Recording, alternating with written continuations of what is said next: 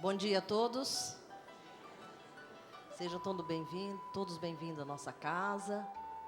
Nessa manhã em que podemos mais uma vez nos reunirmos para partilharmos conhecimentos, experiências tão importantes para a nossa vida diária. Sempre através de trabalhos de companheiros dedicados, que vêm aqui trazer sempre um tema importante. Hoje nós temos conosco Maria Aparecida Matei, uma grande companheira, trabalhadora da área de assistência espiritual, de estudo e divulgação espírita. Ela dá aula e ela também faz parte da direção de assistência espiritual. E hoje ela vai fazer a palestra nessa manhã, cujo tema ela mesma vai apresentar novamente. Em seguida. Vamos, então, agradecer a Deus, nosso Pai, de amor e bondade, por mais esta oportunidade que nos foi oferecida. Que possamos transformar em frutos os ensinamentos aqui recebidos. Que eles sejam um alimento que fortaleça a nossa vontade, o alento em nossas necessidades e orientação segura que nos ajude a trilhar o caminho do bem. Fica conosco, Pai, em todos os instantes de nossa existência. Abençoe a cada um de nós, aos nossos lares, para que sempre sejam harmonizados por Tua paz e envolvidos em Teu amor. Graças a Deus. Com a palavra, Aparecida.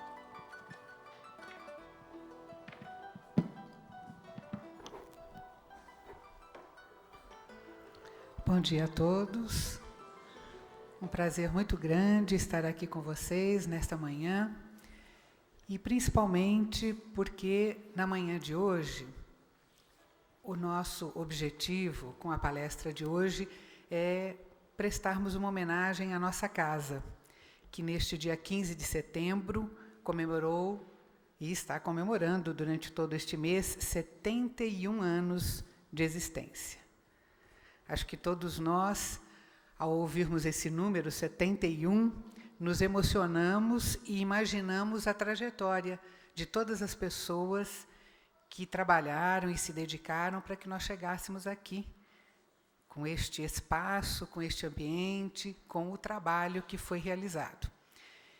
E quando nós imaginamos todo esse empenho destas pessoas todas que estão na nossa retaguarda e as que estão hoje ainda na nossa retaguarda para que nós estejamos aqui, nós nos lembramos do lema de Kardec, que deve ter motivado todos esses trabalhadores e que deve nos motivar ainda e sempre. O lema de Kardec é trabalho, solidariedade e tolerância. Um lema que deve pautar todo trabalho numa casa espírita, mas deve pautar também a nossa vida, porque nós vivemos do e para o trabalho, porque esta é a lei do progresso, nós precisamos ser solidários e, acima de tudo, precisamos ser tolerantes. Só que precisamos aprender um pouquinho tudo isso, não é? Então, esse é o nosso objetivo da manhã de hoje. Homenagearmos a casa, homenagearmos todos aqueles que têm trabalhado durante todos esses anos, os antigos e os atuais, e lembrarmos um pouquinho do porquê deste lema de Kardec. E eu quero que vocês, a partir de hoje, lembrem sempre deste lema. Ele faz parte de muitas obras doutrinárias, não é? Em muitos lugares, eles terminam alguma citação ou terminam uma exposição com o lema de Kardec. E eu quis fazer o contrário. Quis começar com o lema e explicar esse lema. Vamos ver se nós conseguimos chegar a uma situação conveniente para a nossa vida em sociedade, principalmente aqui na Casa Espírita. Bom, então, por que será que este lema e o aniversário da casa têm alguma coisa em comum? Por quê? 71 anos de existência envolvem ideal e trabalho. Nós não podemos ficar só no campo da idealização. Para colocar em prática é preciso de trabalho. E é o que a casa tem feito. Nós precisamos estudar, basearmos toda a atividade de uma casa espírita nas obras básicas. Então, tanto o trabalho como a casa espírita envolvem estudo, divulgação, assistência espiritual e material, quando é possível, e solidariedade, porque assistência, divulgação e estudo envolvem um trabalho solidário. E, acima de tudo, nós vivemos uma boa parte desse tempo aqui na Casa Espírita. Então, a casa e o lema de Kardec envolvem vivência, convivência e tolerância. Então, usando já essas duas prerrogativas, vivência e convivência, óbvio que tolerância faz parte deste grupo de atividades. Então, vocês viram que o tempo todo, uma casa espírita e o lema de Kardec estão associados. E é por isso que nós vamos falar sobre este lema de Kardec. Mas qual seria o significado desta máxima? Será que Kardec teve alguma intenção particular, específica? Isso surgiu em algum momento da sua vida ou das sociedades espíritas parisienses? De onde ele tirou essa máxima e qual a aplicação que ele nos pediu que fizéssemos dela? Como é que nós vamos entender esses princípios? Trabalho, solidariedade e tolerância. Se nós recorrermos a uma outra recomendação de Kardec, talvez seja mais fácil nos situarmos nestas definições. Kardec disse que fora da caridade não há salvação. Lembram dessa recomendação de Kardec? Fora da caridade. Então, se nós procurarmos nos ensinamentos de Jesus, o tempo todo ele pauta os seus exemplos e a sua vivência por esse princípio, o princípio da caridade. E se nós procurarmos no Livro dos Espíritos, na questão 886, nós vamos encontrar como definição de caridade benevolência para com todos. Nós vamos encontrar também que caridade é ter indulgência para com as imperfeições alheias. Indulgência quer dizer compreensão, misericórdia, né? E vamos encontrar também como definição de caridade perdão das ofensas. Então, vamos atentar bem para essas três palavrinhas que definem caridade: benevolência, indulgência e perdão. Vamos repetir aí. Indulgência para com todos. Não é com alguém de quem a gente gosta, que isso é fácil. Benevolência também para com todos, e nessa indulgência que nós devemos ter para todos, é com aqueles que são diferentes de nós e pensam diferentes de nós. E perdão das ofensas. Será que nós temos sido caridosos?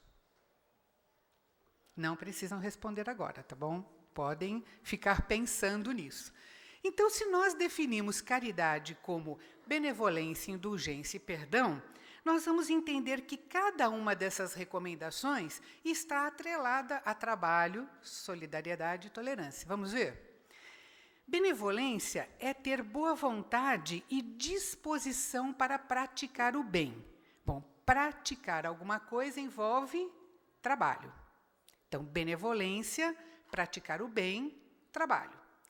Indulgência é a clemência, é a misericórdia, é a compreensão para as imperfeições alheias. Então, se eu preciso ter essa compreensão, eu preciso ser solidário com quem é diferente de mim e eu preciso ter tolerância também. E perdão, que é o ato de desculpar as ofensas. De novo, se eu tenho que desculpar, eu tenho que ser tolerante. Então, quando nós falamos destas definições, eu preciso pensar que eu não posso ficar no campo teórico, eu preciso partir para a prática. Como é que eu vou colocar tudo isso em prática? Então, vamos tentar fazer um exercício de benevolência. Trabalho em favor do semelhante. Então, eu estou saindo da teoria para a prática. Caridade é benevolência. Exercício de benevolência, trabalho para o meu semelhante.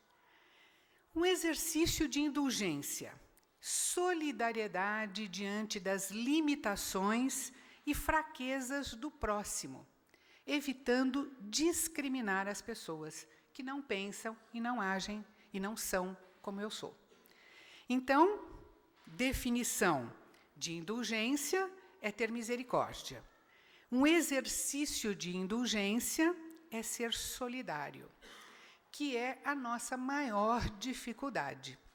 Nós, no nosso dia a dia, temos uma dificuldade muito grande de aceitar e de conviver com pessoas que pensam e agem diferente de nós. A primeira coisa que nós temos que fazer com essas pessoas é afastá-las porque elas nos incomodam, ou discriminá-las, ou criticá-las. E aí nós estamos deixando de ser indulgentes, deixamos de fazer uma caridade. E um outro exercício de perdão, já que a definição de perdão é desculpar ofensas, é o esquecimento de todo o mal que se tenha sofrido de alguém. Num ato de absoluta tolerância, que é um exercício de compreensão também. Então, vamos rapidamente fazer uma revisão de todas as pessoas que nós achamos que nos ofenderam e se nós somos, neste momento, capazes de esquecer todo o mal que nos tenham feito. Conseguimos? Sim ou não? Mais ou menos? Se foi mais ou menos, já estamos bem, não é? Mas o dia que nós conseguirmos falar sim, aí realmente estaremos sendo caridosos. Vocês viram que não é fácil ser caridoso? Então, quando Kardec diz fora da caridade não há salvação, e ainda vem com um lema como esse, que é a aplicação da caridade, nós realmente pensamos que temos muito para aprender e muito o que fazer. Mas vamos ter calma, porque a gente consegue, a gente tem muito tempo deste lado e do lado de lá. Então, não há pressa, vamos com calma. Tudo a seu tempo e dentro da nossa limitação, da nossa capacidade evolutiva. Muito bem. Como se vê, e não por mero acaso, não é por acaso, porque nada é por acaso, não é?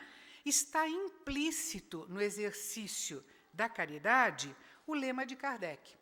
Trabalho, solidariedade e tolerância. Hoje vocês vão sair daqui decorando essas duas coisas, certo? Porque amanhã eu vou tomar. Mas eu vou tomar na prática também, não só na teoria, viu? Então, vamos pensar um pouquinho na nossa vida em sociedade, nos diversos grupos sociais a que nós pertencemos e com os quais nós convivemos. Vamos pensar também na nossa família, no nosso grupamento familiar, a nossa casa e todos os demais parentes. Vamos pensar no nosso local de trabalho. E vamos pensar numa organização como o Centro Espírita. Todos esses locais onde nós convivemos com pessoas. E nós vamos ter que concordar fatalmente com Kardec.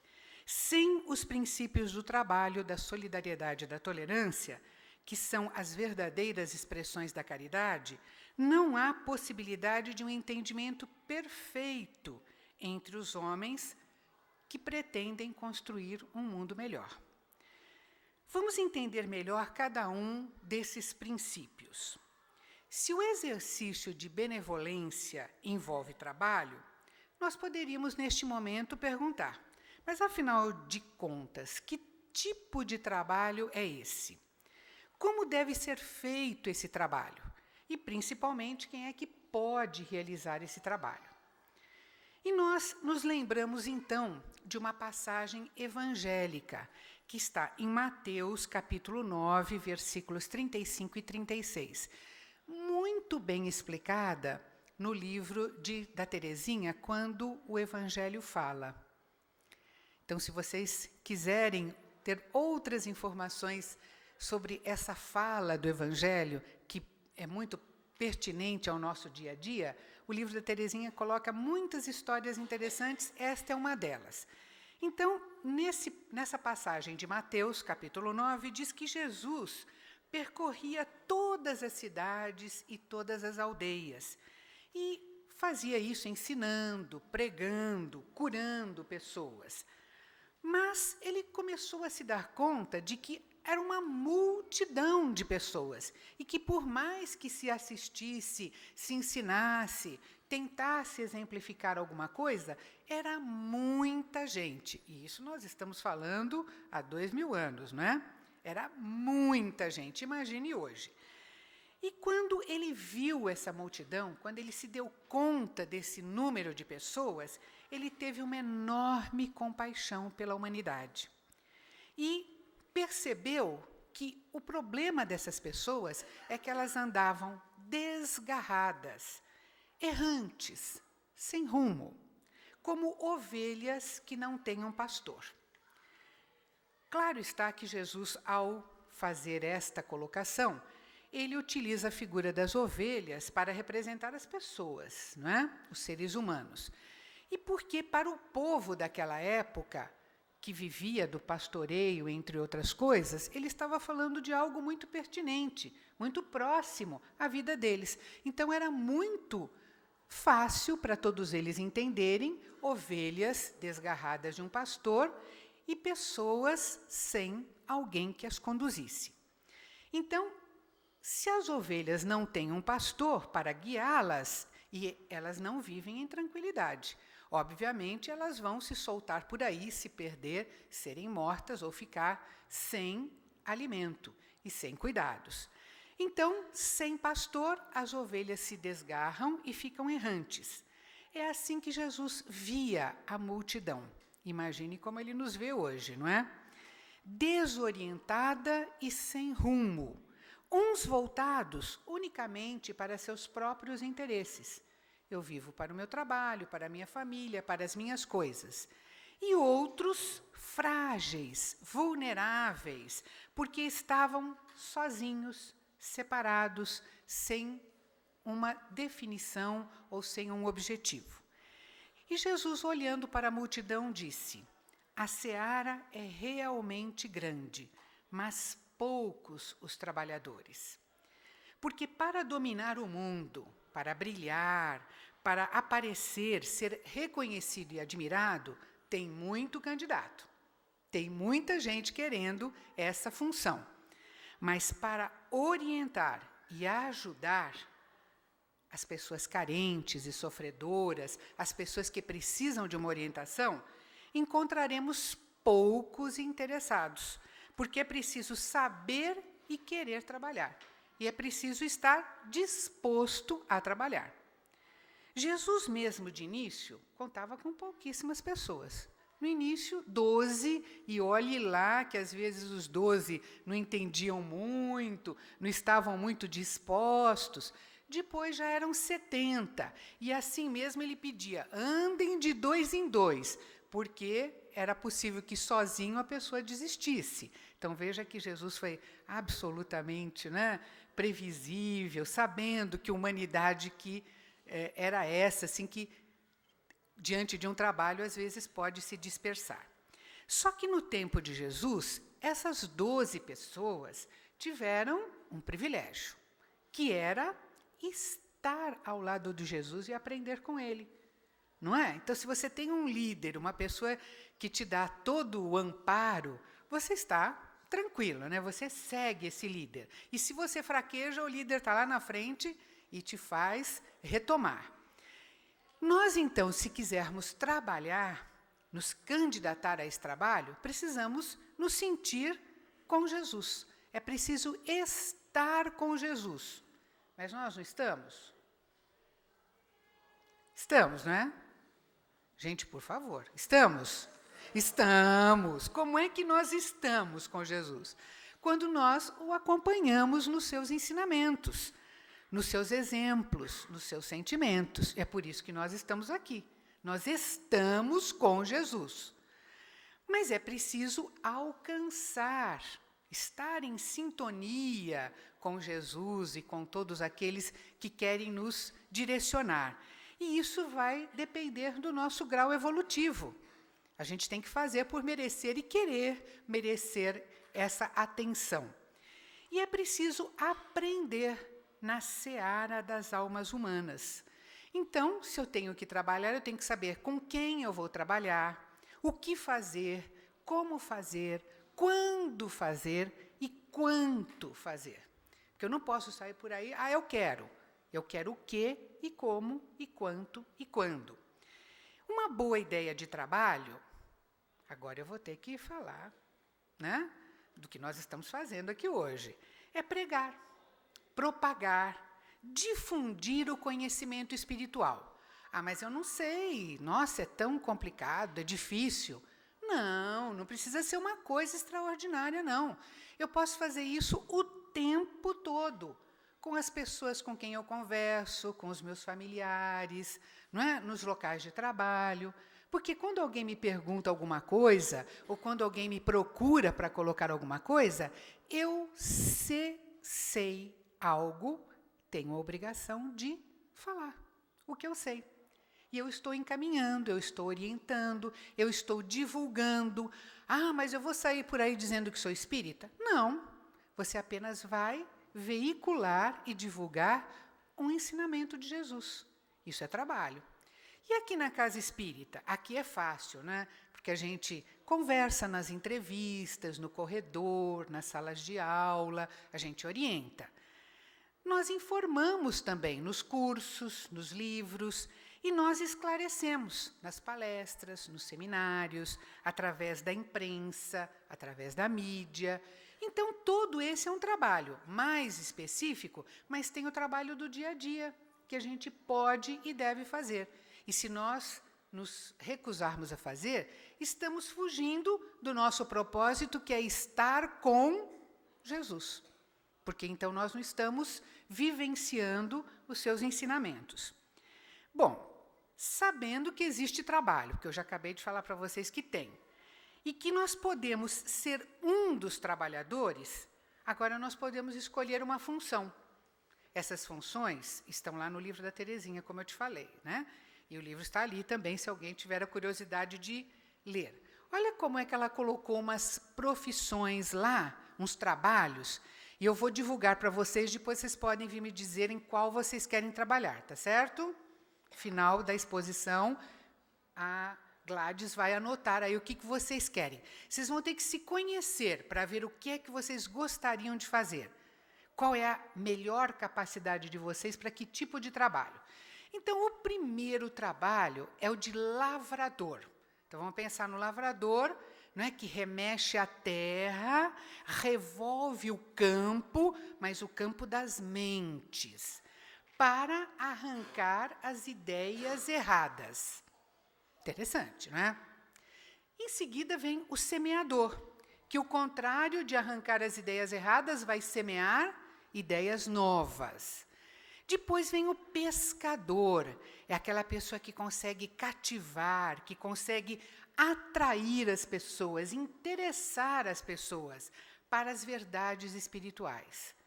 Depois tem o pastor, lembram do pastor das ovelhas? Que é aquele que vigia, dá assistência, para ver se ninguém está se desgarrando. Tem também o organizador, que é quem administra recursos e as atividades da casa, porque tem que ter essa parte também. E tem, como diz a Terezinha, o mordomo. Eu achei que um nome também interessante é administrador, mas ela fala em mordomo, que é quem cuida do patrimônio material. Sim, porque vocês chegaram aqui, tem cadeira, está tudo limpo, tinha até o vaso de flores, tem microfone, tem gente filmando, né? Tem luz acesa, ventilador, tem que ter também o mordomo ou o administrador.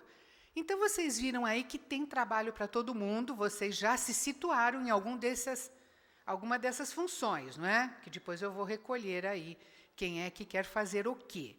Porque cada um foi olhando e vendo a sua dimensão, a sua facilidade para fazer isso ou aquilo. Mas, no total, nós precisamos de uma equipe. Eu não posso ter só um ou outro, eu tenho que ter uma equipe. E como na época de Jesus, que não trabalhou sozinho, mas convidou todos para se engajarem no trabalho da seara, cada qual fez o que pôde, assim como hoje cada um de nós vai fazer o que pode. Portanto, o trabalho existe. E como Emmanuel diz, quando o trabalhador está pronto, o serviço aparece. Mas a gente não vai ficar pronto no fim da vida ou na outra vida. Nós já estamos prontos hoje, não é? Bem, se trabalho significa também ser solidário, quando eu penso em solidariedade, eu tenho que pensar exatamente no significado desta palavra. Afinal de contas, o que é ser solidário? Se nós formos ao dicionário, nós vamos encontrar uma série de definições. Então, ser solidário é dar algo de material a quem precisa? É. Ser solidário é lutar por uma boa causa? Também é. Ser solidário é partilhar do sofrimento dos meus semelhantes? Também. E ser solidário é diminuir o sofrimento alheio? Também. Tudo isso é solidariedade. Mas antes de mais nada, antes de sair por aí sendo solidário, eu preciso me conhecer. Eu preciso saber quais são as verdadeiras razões que me levam a querer ser solidário, porque eu posso me enganar. Existem as pessoas que desenvolvem a crença, ouviram falar também, que se você não ajudar o próximo, você não vai salvar sua própria alma. Então, em benefício da minha alma, que precisa de um lugar reservado, eu vou ajudar alguém. Eu estou sendo solidário? Eu estou pensando na minha alma. Tem as pessoas que sofreram alguma carência na infância, na adolescência, na vida adulta. Em algum momento sofreram de alguma carência.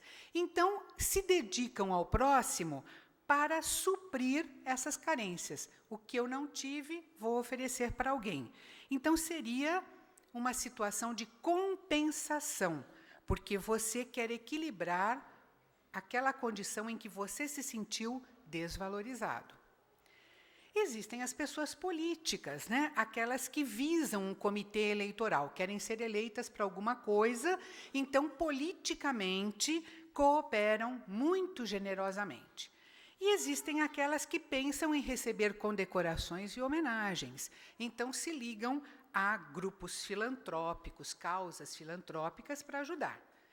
Então, dentro de todos esses tipos de personalidade, eu preciso me conhecer e saber o que me dirige, o que me motiva a ser solidário. Eu estou apenas atrás de uma teoria intelectual, como essas, por exemplo, que eu citei, quando é só o meu ego que se beneficia? Ou será que, ao ser solidário, eu estou estabelecendo uma conexão com a minha alma, com o meu modo de ser, quando eu sinto uma alegria imensa, quando vejo o meu semelhante ser ajudado, e quando eu posso partilhar desta alegria de ajudar. O meu semelhante é ajudado, mas isso me traz uma alegria enorme. Não é por um motivo de ego pessoal, mas é de ver a alegria ou ver a satisfação de quem está sendo ajudado. E é isso que me alegra. Ser caridoso para conseguir uma bênção não é caridade. E não é ser bondoso. Ser benevolente porque se teme algum castigo de Deus não é a concreta prática do bem. Os que são bondosos por causa de uma gratificação ou porque temem uma punição, são órfãos de amor. São pessoas que não se amam e querem que alguém reconheça um valor através de algum ato gratuito. Não é? Se prestarmos atenção nos nossos mais íntimos sentidos, nós aprenderemos muito mais sobre beneficência e sobre solidariedade. Porque solidariedade é o sentimento que leva os homens ao auxílio mútuo, Agora, se eu aliar solidariedade com autoconhecimento, que é saber exatamente o que me move, eu vou realmente reconhecer que o templo de Deus está em toda parte. E não somente em algum lugar pré-determinado, naquele orfanato, naquele asilo, naquela reunião. Todos os dias da minha vida, em todos os lugares. Onde eu estiver, eu preciso ser solidário, para que sejam também comigo, porque é uma via de duas mãos. Quando formos convidados, então, a fazer alguma coisa pelo mundo ou pelos companheiros de humanidade, não é necessário fazer nada fora do comum. Não é necessário executar coisas extraordinárias, mas simplesmente viver e cumprir a normalidade da nossa condição humana. Jesus foi um mestre humanitário por excelência. Foi a criatura que viveu a mais primorosa e perfeita normalidade sobre a Terra. E, normalmente e erroneamente, nós julgamos como anormais os feitos da vida de Jesus. Mas isso foi Jesus, né, que fez. Os prodígios descritos no Evangelho, nós dizemos que são anormais. As curas milagrosas, anormais. E sua ampla capacidade de amar e compreender, anormais. Errado.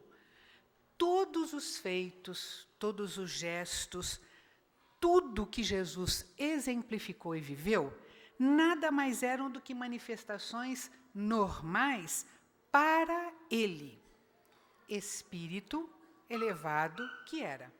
Então, para ele, tudo que ele fez era normal, era uma manifestação normal da sua condição, do seu alto grau de desenvolvimento espiritual. Tudo o que ele fez não era contrário às leis da natureza, por isso nós não chamamos de milagres, mas fenômenos naturais e possíveis para ele. Há em nós uma dificuldade enorme de compreender que, para evoluir, ninguém precisa se tornar santo, mas apenas ser uma pessoa normal, buscando exteriorizar, colocar para fora, vivenciar a vida espiritual que existe em nós. Nós temos que ser o que somos, nós temos que exteriorizar o que somos. Quando alguém nos vir falando, fazendo, vivendo, nós temos que ser exatamente isso que as pessoas veem em nós, o que está ao nosso alcance. Nós temos e somos pessoas de uma vida rica de faculdades em potencial, que, quando se exteriorizarem, devem expressar um ambiente de paz, de amor e de alegria, não somente para as pessoas que convivem conosco, mas para nós. Tudo que a gente faz não pode ser um fardo, porque se você fizer aquilo que não é o que você é e não está ao seu alcance, será um peso muito grande. Você vai sair extenuado, esgotado de uma atividade. Ao contrário do que quando você faz com amor, com alegria e sendo exatamente o que você é. Quem quiser ser solidário deve buscar dentro de si o que tem de melhor e agir exteriormente como reflexo daquilo que pensa e daquilo que sente. Ou seja, eu vou conceber, imaginar em espírito e concretizar ao redor de mim. Ficou fácil agora ser solidário? No trabalho, vocês acharam que dava certo. Ser solidário ficou fácil? Eu tenho que me olhar no espelho, saber quem eu sou, o que eu quero. Que imagem é essa que eu estou refletindo? Como é que as pessoas me veem? O que eu faço com amor e o que eu faço como obrigação? Bem, agora nós vamos saber um pouquinho o que a gente faz para ser tolerante. E, para isso, eu vou contar para vocês uma fábula. Essa fábula foi publicada na revista Presença Espírita, de Salvador, Bahia, em março e abril de 99. E está lá como um autor desconhecido, não aparece o nome de quem escreveu esta fábula. Muito bem. Durante a era glacial é que aconteceu esta fábula. Era glacial, o mundo coberto de gelo. Então, nós vamos imaginar, tudo branco, branco. Não é como o filme A Era do Gelo, que tinha uns bichinhos interessantes. Aí não tinha nada, era só gelo, um frio tenebroso. Pois é essa época em que nós estamos. Uma época muito remota, essa época existiu. Quando parte do globo esteve coberto por densas camadas de gelo. E muitos animais não resistiram ao frio e morreram, indefesos porque não conseguiram se adaptar àquela condição hostil, difícil. Foi então que um grupo de porcos-espinhos, na tentativa de sobreviver e de se proteger, resolveram juntar-se.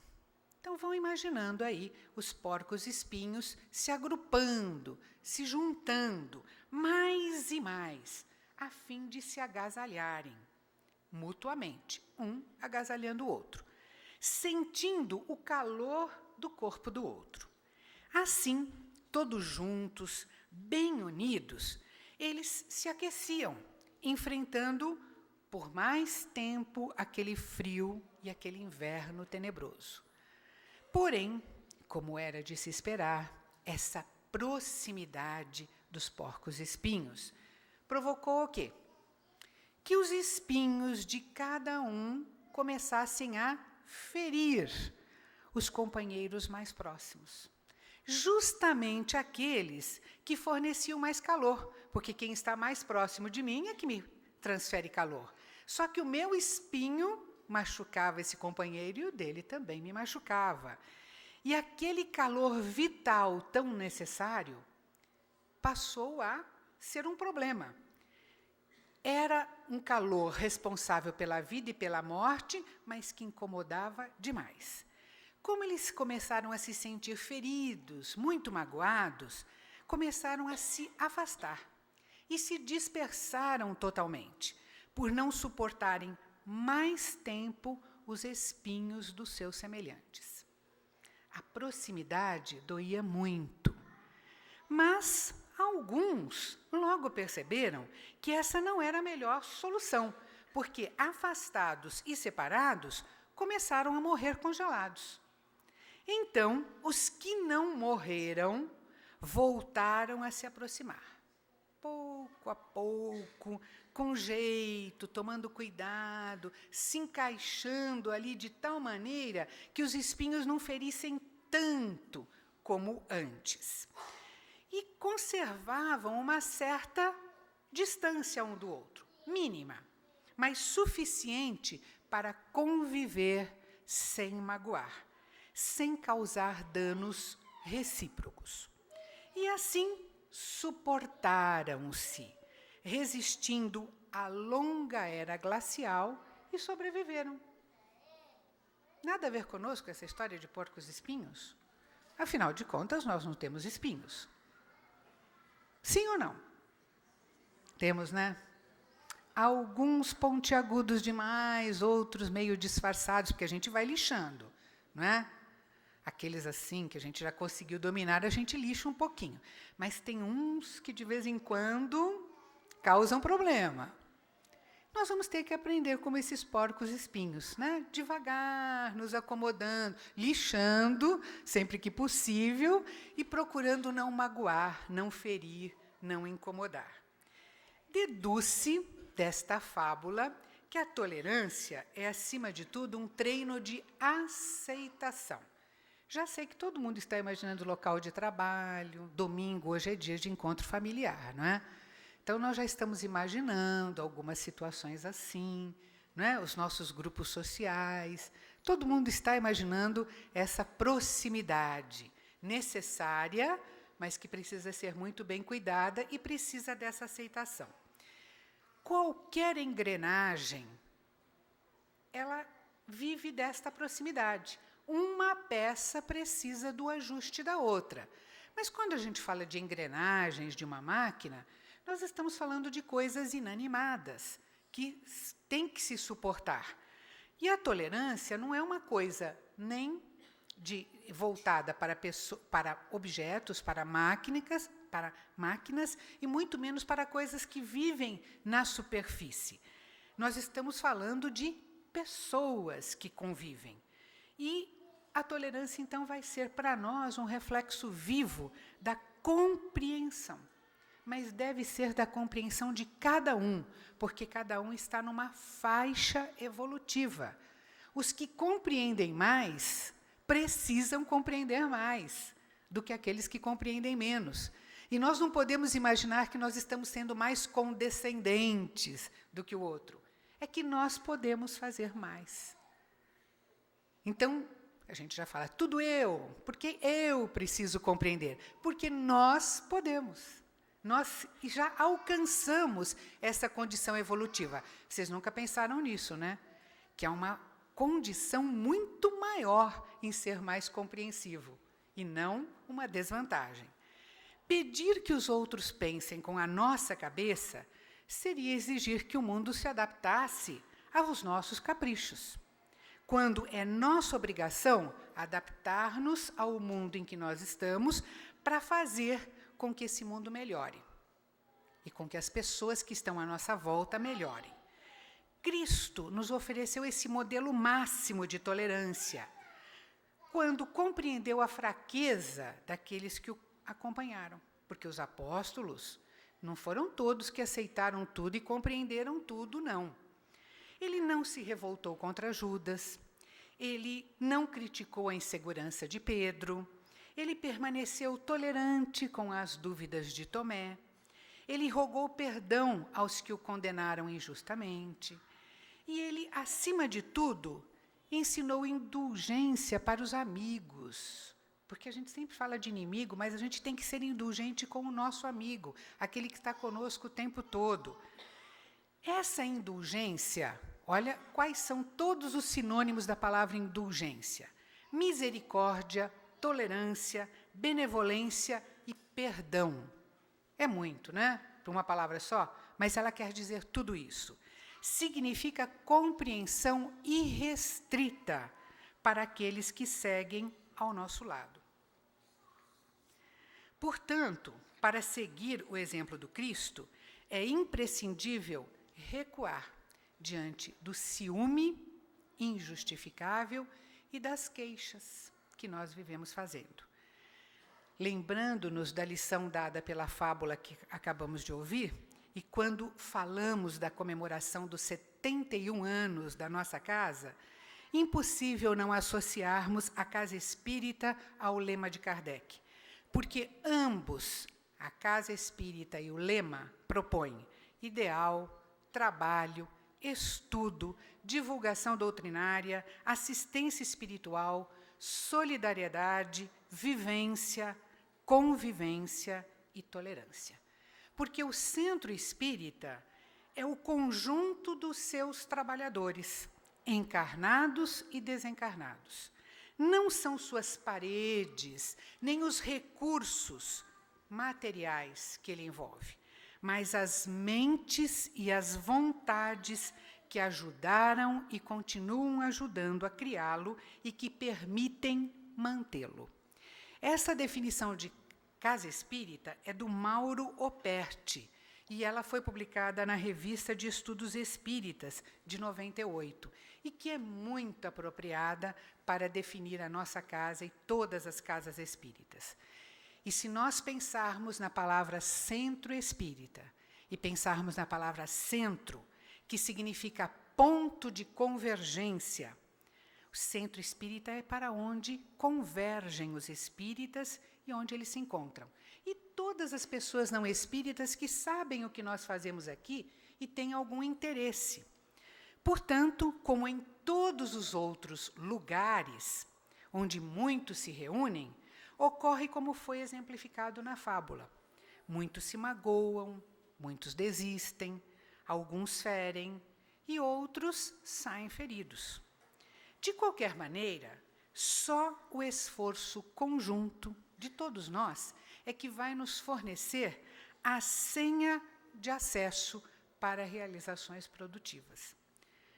Companheiros integrados no mesmo propósito unidos, não só por fora, mas também entrelaçados por dentro, são mais confiantes em Deus, em si mesmos. E são estas pessoas que constituem a força que vence as agitações externas, por maiores que elas sejam. Então, é um trabalho de uma equipe, é um trabalho conjunto, porque sozinhos nós somos apenas um espírita. Sozinhos nós nos sentimos isolados, nós nos perdemos o interesse, nós fenecemos e morremos. Ficamos limitados ao nosso enfoque pessoal. Apenas o que sabemos ou conhecemos nos é possível. Mas juntos, o nosso conhecimento se amplia. Explicações novas apontam ângulos que nós não tínhamos percebido. Nós nos desenvolvemos, nós somos valorizados, porque as pessoas nos veem e reconhecem o que nós estamos fazendo e nós somos chamados a fazer alguma coisa. Nós cooperamos, somos, como a equipe espiritual pede, cooperadores, né? Juntos crescemos com a soma dos conhecimentos de todos. Juntos nós formamos uma grande família e essa confraternização de almas, de espíritos, permite a união de forças para agir. Unidos, nós somos o movimento espírita. E é justamente ao divulgar o espiritismo que estamos prestando assistência. Porque sem trabalho, a casa espírita não realiza sua função e não consegue progresso. Sem trabalho, que é o espírito de serviço e ação no bem, nós não somos nada e não fazemos nada. Para isso, cada um deverá fazer a sua parte. Sem solidariedade, não há apoio mútuo no nosso trabalho dentro da casa, nem nas necessidades pessoais de cada um. Para isso, é necessário procurar conhecer, entender e ajudar, no que estiver ao alcance de cada um, tudo o que acontece na casa. Procurar conhecer e se interessar por cada um dos nossos companheiros de trabalho, os amigos com quem cruzamos aqui na casa. Saber dos seus problemas. Usar de cortesia e atenção uns para com os outros. Sem tolerância, vem o atrito e vem a divisão. E é preciso entender as diferenças evolutivas e as dificuldades de cada um. Sem querer modificar tudo e todos, de repente. É preciso dar tempo ao tempo, enquanto se procura semear para hoje e para o futuro, esclarecendo, aconselhando, exemplificando, superando as dificuldades e as diferenças de cada um que caminha lado a lado conosco. Cada casa espírita deste planeta deve ser fonte inesgotável de estudo, trabalho e amor. Portanto, façamos de nossa casa o altar da caridade, o templo do trabalho e a escola do ser espiritual. Que nossa casa continue sinalizando, com trabalho, solidariedade e tolerância, a aurora, o começo de um mundo de regeneração.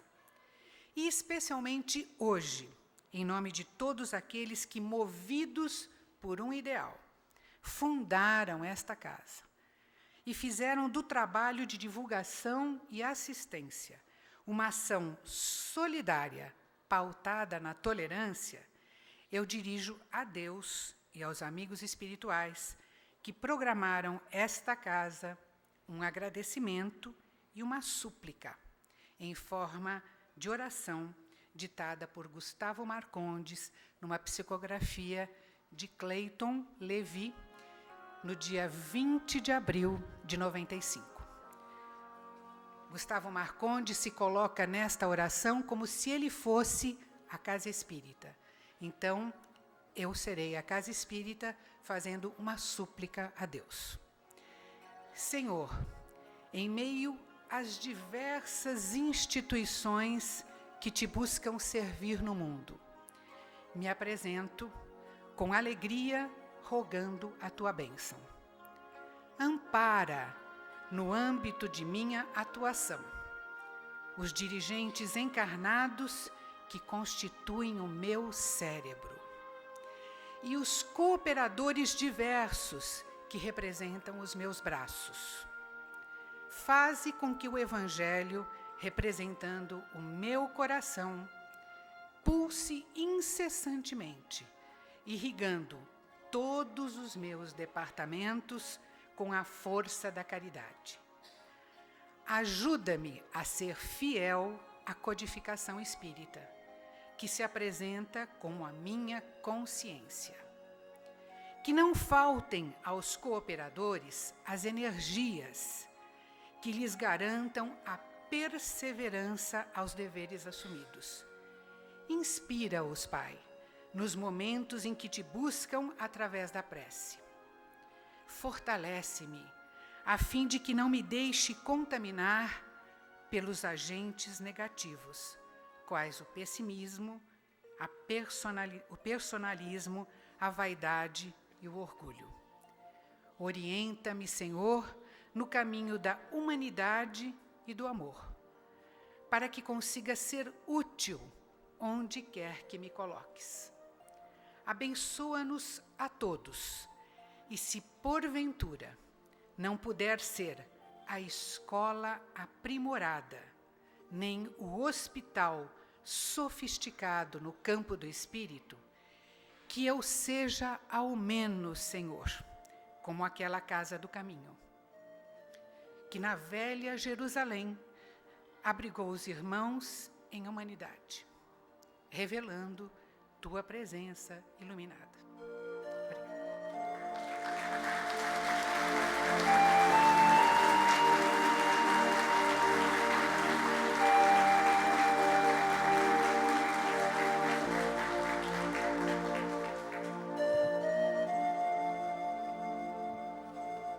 Nós agradecemos, então, a presença de todos aqui nesta manhã, ao ouvirmos aqui a nossa companheira Maria Aparecida Matei, a qual nós agradecemos em nome do Centro Espírita Allan Kardec.